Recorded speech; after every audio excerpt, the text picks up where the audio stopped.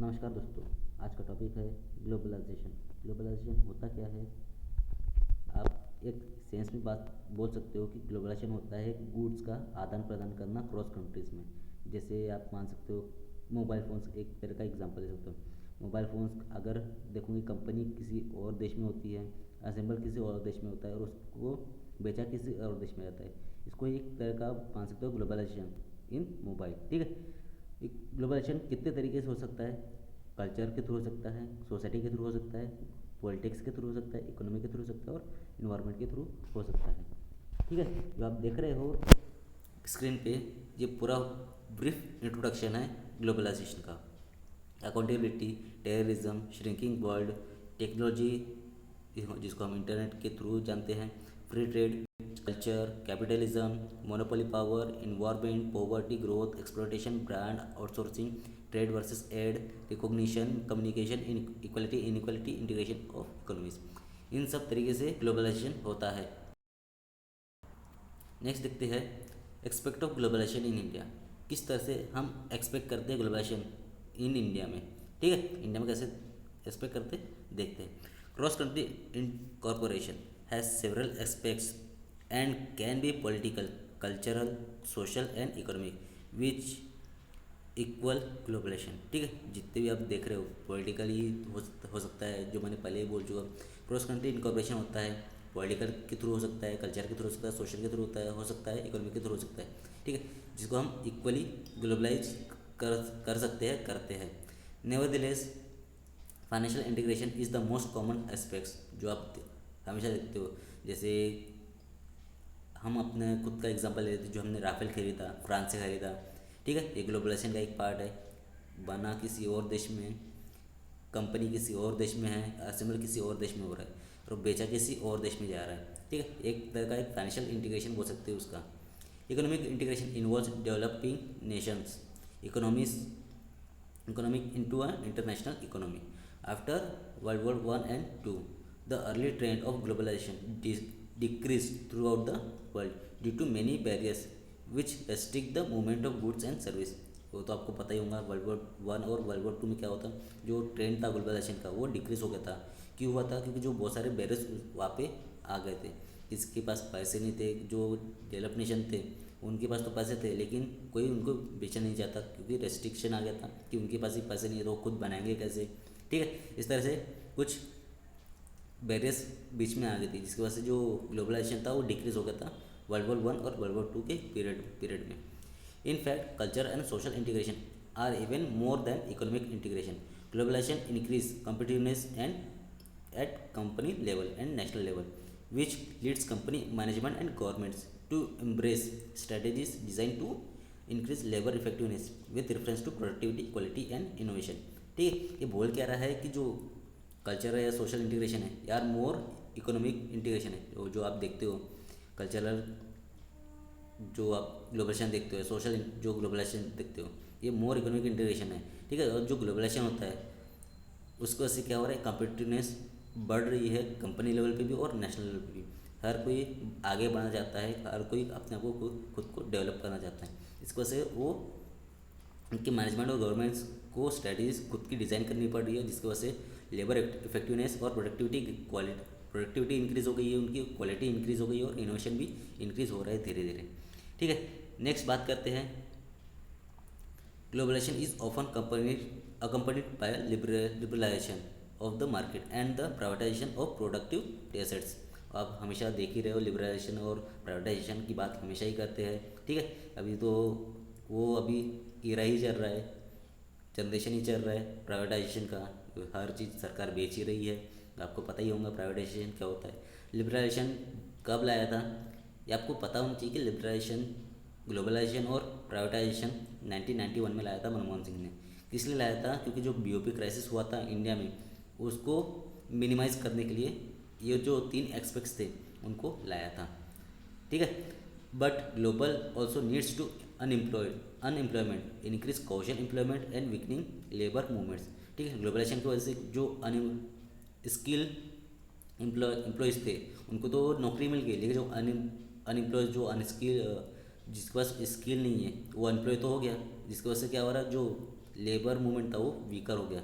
ठीक है, जो लेबर जिनको जो मिलनी चाहिए थी, जो वर्क मिलना चाहिए तो वो कम हो गया ग्लोबलाइजेशन की वजह से, क्योंकि ग्लोबलाइजेशन की वजह से बहुत सारी मशीनें आ गई, जिसकी वजह से वो जो अनस्किल्ड लेबर थे उनकी कमी होने लगी। ठीक है, जो कंपनी में कम होने लगे, जो अनस्किल्ड लेबर्स थे उसकी वजह से कम होने लगे। देखते हैं, globalisation has made countries to realise that they can share their culture values and economic exchange to promote business and gain competitive advantage. ये तो आपको पता ही होगा, जो ग्लोबलाइजेशन की वजह से जो कंट्रीज थी वो अपने कल्चर वैल्यूज और इकोनॉमिक्स को एक्सचेंज करते थे, इसलिए कि जो उनके खुद के जो बिजनेस थे वो प्रमोट कर सके और कॉम्पिटिटिवनेस उनके बढ़ा सके। The favour of globalisation has even enforce government to be tune to the merits of the global economy. ठीक है, नेक्स्ट देखते हैं concept of globalisation. The concept of globalisation means that the world is getting smaller as well as bigger. ये आपको पता ही होगा, ये normally चीज़ है। अगर ग्लोबलाइजेशन हो रहा है तो क्या हो रहा है, जो वर्ल्ड होगा वो स्मॉलर होते जाएगा, और एज वेल एज जो आपको जो चीज़ देखेंगी वो बहुत बड़े लेवल पे दिखेंगी। ठीक है, एग्जाम्पल के तौर पे आप एरोप्लेन देखते हो, आप एक प्लेस से दूसरे प्लेस जाते हो, आपकी जो टाइम लिमिट है वो भी कम हो गया। अगर आप ट्रेन के थ्रू जाओगे तो लिमिट बढ़ेगी टाइम पीरियड, अगर आप बस से जाओगे तो उसका और ज़्यादा लिमिट बढ़ेगी, और बाय रोड जाओगे, बाय वॉकिंग जाओगे तो उसकी लिमिट और भी ज़्यादा बढ़ जाएंगी। ठीक है, एक तरह का आप बोल सकते हो जो टाइम पीरियड है उसको स्मॉल कर सकते हो, जो आप देखने की जो एक्सपेक्ट है वो बड़ा होता है। ठीक है, वही देखते हैं international activities companies to enter new markets to exploit their technologies and organisation advantage and to reduce business cost and risk. ठीक है, ये नॉर्मल सी बात है। अगर आप इंटरनेशनल एक्टिविटीज़ के बारे में बात करें, जो कंपनीज आती है मार्केट में नहीं, वो क्या करते हैं, खुद के जो कॉस्ट है उसको कम कर सके और जो रिस्क है उसको कम करने के लिए जो खुद की नई नई टेक्नोलॉजी है वो मार्केट में लाती है। ठीक है, इस वजह से ग्लोबलाइजेशन और ज़्यादा अच्छे से होता है, और जो प्रोडक्टिविटी है, जो क्वालिटी है वो भी इंक्रीज होती है। Other theories states that globalization is the social phenomenon that defines the geographical boundaries in terms of many different issues। ठीक है, अकॉर्डिंग टू ब्रिंकमैन क्या बोलता है, 2002 की बात है, globalisation is a triumphalism light as the penetration of capitalism into every corner of the world, bringing with the possibility of all the world's population to participate in the fruits of the international division of labor and market economy। इनका कहना क्या है, जो globalisation हो रहा है एक ट्रम्पलिज्म light है, अगर जितना ज़्यादा उसको पेनिट्रेट करोगे उतना ज़्यादा उनको कैपिटलिज्म मिलेगा, जिसकी वजह से जो पॉसिबिलिटी हो रही है वर्ल्ड की पॉपुलेशन वो पार्टिसिपेट करेंगे उनको खाने के लिए, उनको पाने के लिए। जो कैपिटलिज्म होता क्या है, जो पैसे है ना, जैसे जैसे पैसे ज़्यादा दिखेंगे तो उनकी तरफ वो अट्रैक्ट होंगे पॉपुलेशन, इस वजह से जो लेबर है, जो मार्केट इकोनॉमी है वो बढ़ेगी, डिवीजन ऑफ लेबर है वो भी बढ़ेगा, मार्केट इकोनॉमी भी बढ़ेगी।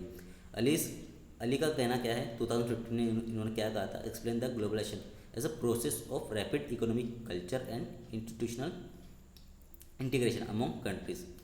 This association is driven by the liberation of trade, investment and capital flow, technologies advances and pressure for assimilation towards international standard। इनका कहना क्या था, इकोनॉमिक जो चीज़ें थी, जो कल्चर चीज़ें थी, वो institutional integration among the countries, जो कंट्रीज ग्लोबलाइज हो चुके हैं उनके थ्रू जो लिबरेशन ट्रेड का लिबरेशन हो रहा था, इन्वेस्टमेंट जो बढ़ रही थी, कैपिटल फ्लो जो बढ़ रहा था उनकी कंट्रीज़ में, टेक्नोलॉजी के थ्रू बढ़ रहा था, एडवांसमेंट हो रहा था, उन कंपनीज के बीच में जो टेक्नोलॉजी थी वो मॉडर्न होती जा रही थी, जिस वजह से उनका ट्रांसफॉर्म जल्दी जल्दी होते जा रहा था। जो प्रेशर था उनके बीच में जो कॉम्पिटिटिवनेस था वो भी बढ़ते जा रहा था। ठीक है, इस वजह से मार्केट की इकोनॉमी धीरे धीरे बढ़ती जा रही थी। Globalisation has reduce barrier between countries, thus resulting in strengthening the economic competition among nations, dissemination of advanced management practices and newer forms of work organization and sharing international accepted labor standard। ठीक है, अब globalisation देखते हो चार तरीके से देखते हो, आप इंटरनेशनल ट्रेड देखते हो, रिलेशन देखते हो, इकोनॉमिक देखते हो, एक तरह का इकोनॉमिक पार्ट हो गया पूरा। दूसरी तरफ देखते हो टेक्नोलॉजी एंड कम्युनिकेशन, तीसरी तरफ देखते हो कॉर्पोरेट वर्ल्ड, चौथी तरफ देखते हो आप सोशल एंड कल्चरल डायमेंशन। इन सब से घिरा हुआ है ग्लोबलाइजेशन। आप इंटरनेशनल ट्रेड देखते हो, रिलेशन देखते हो, इकोनॉमिक्स देखते हो, उसमें आप ग्लोबलाइजेशन करते ही हो, क्योंकि आप दूसरे देश से कुछ ना कुछ तो आप चीज़ खरीदो। आपको वो हाथ में जो मोबाइल होगा भी किसी और देश से आया बन के आया होगा, या फिर खुद के देश में बना होगा, लेकिन कंपनी किसी और देश की होगी। वही कॉर्पोरेट वर्ल्ड की बात करें, कॉर्पोरेट वर्ल्ड जो कंपनीज बाहर से आती है यहाँ पे काम करने के लिए, जो बिजनेस करने के लिए, ये एक तरह का कॉर्पोरेट वर्ल्ड बोल सकते हो। टेक्नोलॉजी कम्युनिकेशन क्या होता है, आपका मोबाइल एक खुद का मान सकते हो, टेक्नोलॉजी है, किसी और देश का है, किसी और देश में बेचा जा रहा है, असेंबली किसी और देश में हो रहा है। सोशल एंड कल्चर डायमेंशन क्या होता है, आप किसी वेस्टर्नाइजेशन, आप खुद का एग्जांपल ले सकते हो कि वेस्टर्नाइजेशन हो रहा है। वेस्टर्नाइजेशन ये इंडिया का पार्ट नहीं था, ये वेस्टर्न कंट्रीज़ का पार्ट था, जो कि हम इसको एक्सेप्ट कर रहे हैं, खुद को वेस्टर्नाइज कर रहे हैं। ठीक है, वही चैलेंजेस देखते हैं ग्लोबलाइजेशन में और क्या उसके इफेक्ट्स होते हैं। The market imperative impact on national economics is larger. Transnational markets characterised by free convertible currencies, open access to banking and contracts enforceable by law. ये आप देखते हो हमेशा मार्केट जो इम्परेटिव होते हैं उसमें जो transnational market characterize by free आपको हर जगह दिखता होगा। कन्वर्टेबल करेंसीज दिखते होंगी, जो आप डॉलर से उसको रुपीज़ पे कन्वर्ट करते हो थ्रू किसी ऐप्स के बोल सकते हो। जब आर बी आई पे जाओगे तो आप एक खिड़की होता है जो क्या करता है, कन्वर्ट करता है करेंसीज को, डॉलर से रुपीज़ में, रुपीज़ को डॉलर में, यूरो से रुपीज़ में, रुपीज़ से यूरो में, ऐसा कन्वर्ट करता है। Open access of banking and contracts enforceable by law. ठीक है, अगर एक बात और है, अगर चैलेंजेस क्या है ये आपको बताता हूँ। अगर आप एग्जांपल के तौर पे ले लें, अगर अभी की बात करते हैं, जो हमारा इकोनॉमी है, जो जीडीपी है, वो अभी नेगेटिव में है, और जो ग्लोबल की इकोनॉमी है वो भी, उनकी जीडीपी भी अभी नेगेटिव में ही चल रही है। लेकिन जब पॉजिटिव में आएंगी, जो जितने भी कंट्रीज है उनकी भी पॉजिटिव में ही आएंगी। अगर जीडीपी सबकी अगर नेगेटिव में जा रही है और किसी की एक की पॉजिटिव जाएंगी, तो सबकी धीरे धीरे वो पॉजिटिव की तरफ ही भागेगी।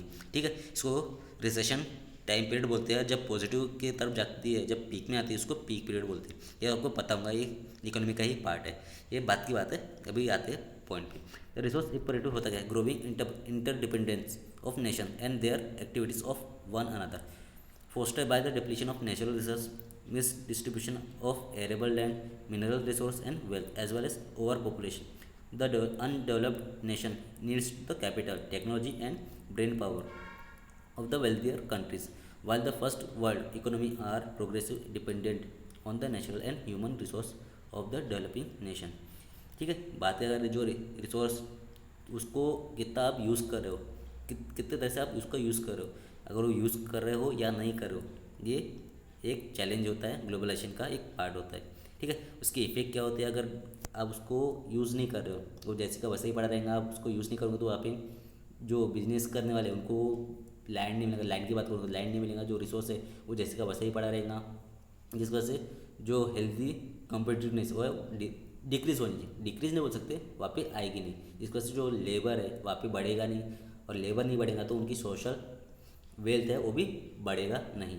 ठीक है, एक चैलेंज होता है, उसको आप ओवरकम कर सकते हो बाय जो बांटते हैं, ज़मीन बांटते हैं, जिसको हम SEZ बोलते हैं, स्पेशल इकोनॉमिक जोन के अंदर उसको ला सकते हो। वहाँ की जो अनस्किल्ड लेबर्स हैं उनको आप वर्क दे सकते हो, काम दे सकते हो। ठीक है, एक तरह का पार्ट है रिसोर्स इम्परेटिव का। द IT इम्परेटिव, IT का तो आप नाम सुनाऊंगा। Modernization in globe communication, science and technology contribute towards universalization और प्लेनराइजेशन। ठीक है, ये तो आपको पता ही होगा।